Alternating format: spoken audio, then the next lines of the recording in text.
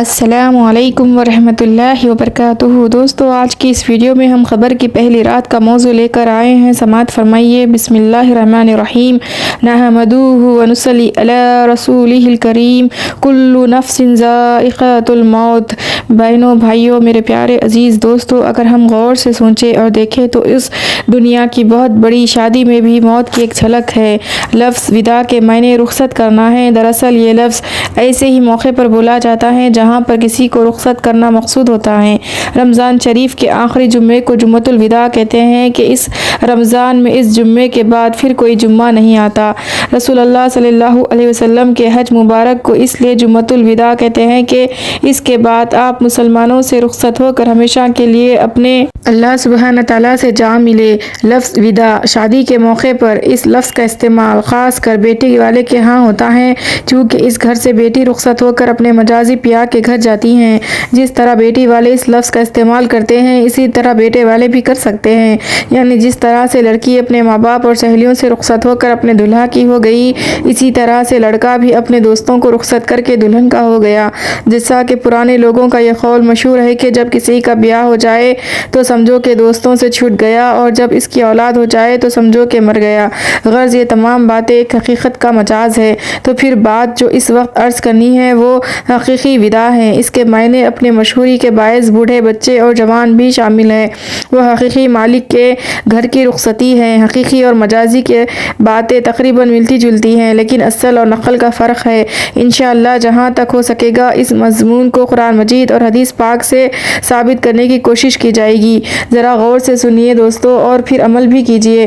دوستو، دنیا میں آپ کو بعض لڑکے اور لڑکیاں ایسے بھی ملیں گے جن کا آج تک نکاح ہی نہیں ہوا اور اب شادی ہونے کی بالکل امید بھی نہیں رہی، اور ان کی عمریں پوری ہو چکی ہیں، لیکن برعکس اس کے حقیقی پیا کے گھر جانے سے کوئی نہ بچ سکے گا۔ تمام لوگوں کو جانا ہوگا اور ایک دن ضرور جانا ہوگا، خواہ وہ کسی ملک یا کسی قوم یا کسی مذہب کے ہوں، سب کے لیے فرمان برابر ہے۔ سچے مالک حقیقی کا پیغام سنیے۔ کل نفس ذائقۃ الموت۔ قربان جائیے، کتنے پیارے الفاظ میں اپنے مشتاقوں کو خوشخبری دی جاتی ہے۔ یہ ایک رخا ہے جو ہمارے نام آیا ہے، جس کا مقصد اور مطلب یہ ہے کہ شادی کی تیاری کرتے رہو۔ کہیں ایسا نہ ہو کہ بارات آ بیٹھے اور تمہارے پاس سامان جہیز تیار نہ ہو۔ ہندی میں کسی نے کیا ہی خوب کہا ہے، رنگا لے چندریا گندھا لے یہ سی سے تو کیا کیا کرے گی اری دن کے دن، نہ جانے بلا لے پیا کسی گھڑی، کھڑی منہ تکے گی اری دن کے دن۔ بس یہ سمجھ لو کہ اب منگنی ہو چکی، نہ معلوم کس وقت اور کب شادی کا پیغام آ جائے۔ بیٹی والے 7-8 دن پہلے لڑکی کو مایوں بٹھاتے ہیں اور اکٹن مل کر اسے نہلاتے ہیں۔ مقصد یہ ہوتا ہے کہ دلہن کو جھکنے کی عادت پڑ جائے اور سہیلیوں سے محبت کم ہو جائے، اپنے پیا کا تصور بن جائے اور میل کچیل سے پاک ہو کر خوبصورت ہو جائے، تاکہ دلہا خوش ہو اور یہ سمجھے کہ میری دلہن نہایت ہی خوبصورت ہے۔ حقیقی وداع میں بھی یہی بات موجود ہے کہ موت سے پہلے بیماری آتی ہے، جس کا مطلب یہ ہوتا ہے کہ بندہ گناہوں سے پاک و صاف ہو جائے، دنیا اور دنیا والوں کی محبت کم کر کے اپنے حقیقی مالک سے جی لگائے، اور یہ یقین کرے کہ حقیقی وداع یعنی دنیا سے رخصت ہونے والے اور مرنے والے کے دن بالکل قریب ہے۔ اور حقیقت اور مجازی میں اتنا ہی فرق ہے کہ وہاں میکے پیکے آنے کی اجازت ہے اور یہاں اجازت نہیں۔ دوستو، رسول اللہ صلی اللہ علیہ وسلم نے فرمایا، بخار کو برا مت کہو، کیونکہ بنی آدم کے گناہوں کو اس طرح دور کر دیتا ہے بخار جس طرح سے لوہے کی میل کچیل کو آگ دور کر دیتی ہے۔ دلہن والے بیٹی کو نہلا دھلا کر سرخ جوڑا پہناتے ہیں، خوشبو لگاتے ہیں، سر گونتے ہیں اور مانگ چیرمی نکالتے ہیں، آنکھوں میں سرما اور زیورات سے آراستہ کیا جاتا ہے، کانوں میں بالیاں اور ہاتھوں میں چوڑیاں کنگن پہنائے جاتے ہیں۔ ان باتوں کی آراستگی اور سجاوٹ کیوں کی جاتی ہے؟ اس لیے کہ مجازی پیا کو یہ باتیں بھاتی اور اچھی لگتی ہیں۔ اس کو وہی مانگ والا سر اور بالیاں والے کان اچھے لگتے ہیں، اس کو مہندی سے لگے ہوئے ہاتھ بھی اچھے لگتے ہیں۔ اس غرض سے یہ تمام کام پورے کیے جاتے ہیں کہ کسی طرح دلہن و دولہا کو پسند آ جائے، وہ خود بھی نرالے اور ان کا بناؤ سنگار بھی نرالا ہوتا ہے۔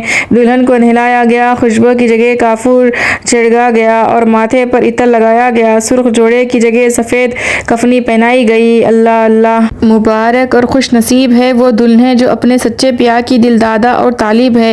مالی کی حقیقی کو وہ سر پسند نہیں جس میں مانگ نکالی گئی ہو، وہ پیشانی پسند نہیں جس کو خوب چمکایا گیا ہو، بلکہ اس کو وہ سر اور وہ پیشانی پسند اور محبوب ہے جو اس کے علاوہ اور کسی دوسرے کے آگے کبھی نہ جھکائی گئی ہو، ہمیشہ اس کے آگے سجدے میں جھکتی رہی ہو۔ اسے بالی پتوں والے کان پسند نہیں بلکہ اسے وہ کان پیارے ہیں جو غیبت و جھوٹ، راگ بجے، ناچ گانے اور فحش باتوں کے سننے سے پاک ہو۔ انہیں سرمے آنکھیں پسند نہیں بلکہ انہیں وہ خوفزدہ آنکھیں پسند ہیں جو ان سے ڈر کر روتی ہوں۔ ان کی مسیح لگے ہوئے ہونٹ، دانت اور زبان پسند نہیں بلکہ ان کو وہ ہونٹ اور دانت زیادہ پسند ہے جو اللہ کے ذکر میں مشغول ہوتے ہوئے ہلتے رہتے ہو۔ انہیں کنگن، پونچھیوں والے ہاتھ اور بازو پسند نہیں بلکہ انہیں وہ ہاتھ اور بازو پسند ہے جو ضرورت اور حاجت مند کے وقت کسی دوسرے کے آگے نہ پھیلائے جائے اور ہر وقت بارگاہ الہی میں بندے اور اٹھتے رہے۔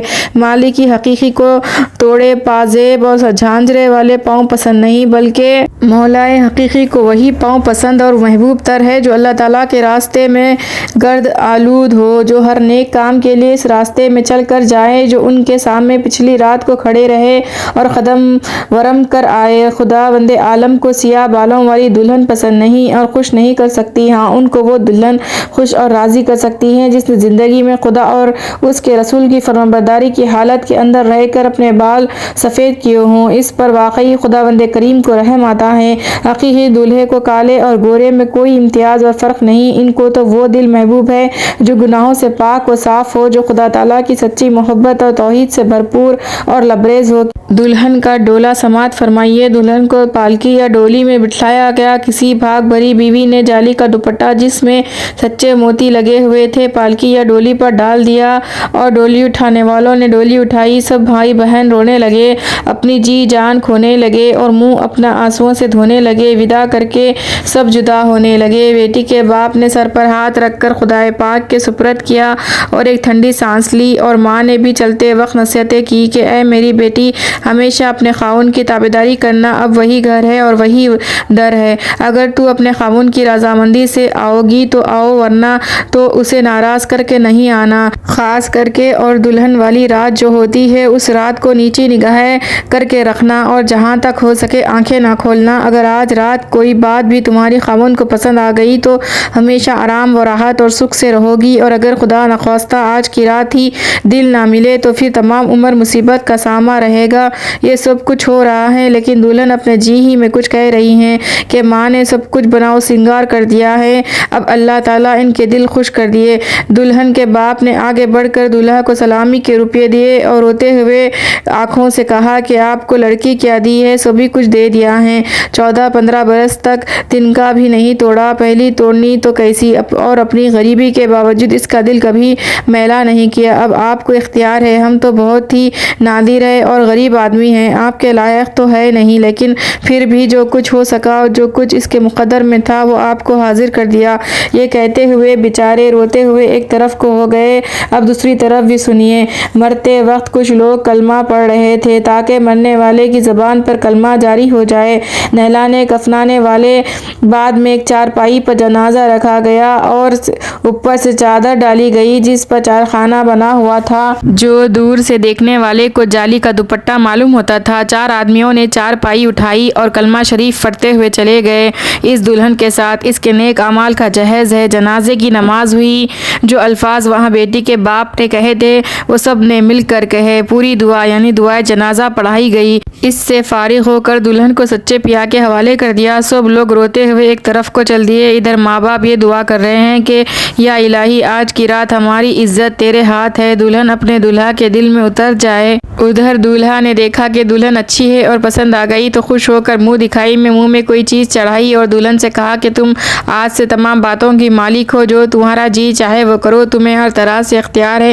آج میری دعا قبول ہوئی، میں بھی اپنے رب سے یہی چاہتا تھا کہ کوئی اچھی عورت مل جائے جو خوبصورت اور خوبصیرت بھی ہو۔ الحمدللہ تم میری مرضی کے موافق ملے ہو، اب تم جو کہو گی میں وہی کروں گا۔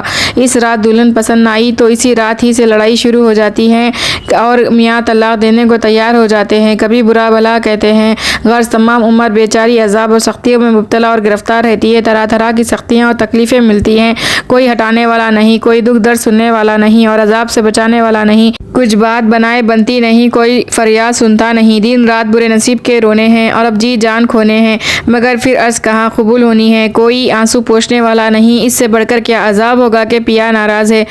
ایک دن مرنا ہم کو ہے ضرور، سب کو ہے جانا مولا کے حضور۔ ادھر بھی یہی بات ہے کہ اگر بندہ قبر میں پہلی رات ہی اپنے آقا اور مولا کو پسند آ گیا تو ارشاد ہوتا ہے سلام قول من رب رحیم، سلام علیکم طبتم فادخلوها خالدین۔ غرض کے بندہ پھر ہر قسم کی نعمتوں سے مالا مال ہوگا، مجازی دلہن کو وہ مزیدار نیند کہاں میسر اور نصیب جو بندہ مومن کو میٹھی نیند اس کو اپنی خبر میں آتی ہے۔ اس پیاری آواز کو سن کر سونے والے قیامت تک بھی کروٹ نہیں بدلیں گے۔ ملا سونے والوں کو آرام وہاں کہ اٹھنے کا لیتے نہیں نام وہاں، لہٰذا جب ان کو پیا ہی جگائے گا تو اس کی آواز سن کر اٹھیں گے۔ حقیقی پیا دنیا کا بناؤ سنگار اور مال و دولت نہیں چاہتے، بلکہ وہ اپنے بندوں سے اپنی رضا اور فرمانبرداری چاہتے ہیں۔ اور عزیز بہنوں اور بھائیوں، میرے دوستو، آپ اپنے وقت کو قیمتی جانیے، وقت کی قدر کریے، اپنی جوانی و صحت اور زندگی کو انمول جانیے، موقع کو ہاتھ سے نہ جانے دیجیے، ورنہ پھر وقت گزر جانے کے بعد پچھتانا پڑے گا اور اس وقت کا پچھتانا پھر بیکار اور بے سود ہوگا۔ لہٰذا میرے دوستو، جس پر مالک کی نظر پڑتی ہے اس کو سنوارو، اس ظاہری بناؤ سنگار اور شان و شوکت کو جانے دو۔ اب بہت ہو گیا ہے، جو ہو گیا ہے سو ہو گیا، اب سنبھال لو اور ظاہری ٹپ ٹاپ کو چھوڑ دو ورنہ پچھتاؤ گے۔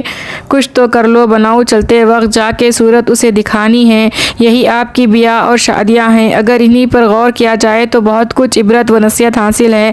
صرف آپ کی خیر خواہی اور سمجھانے کی غرض سے آپ کی شادی ہی کی مثال دے کر، جو کہ آج کل خاص رنگ رنگیلیوں سے کی جاتی ہیں، سمجھایا گیا ہے۔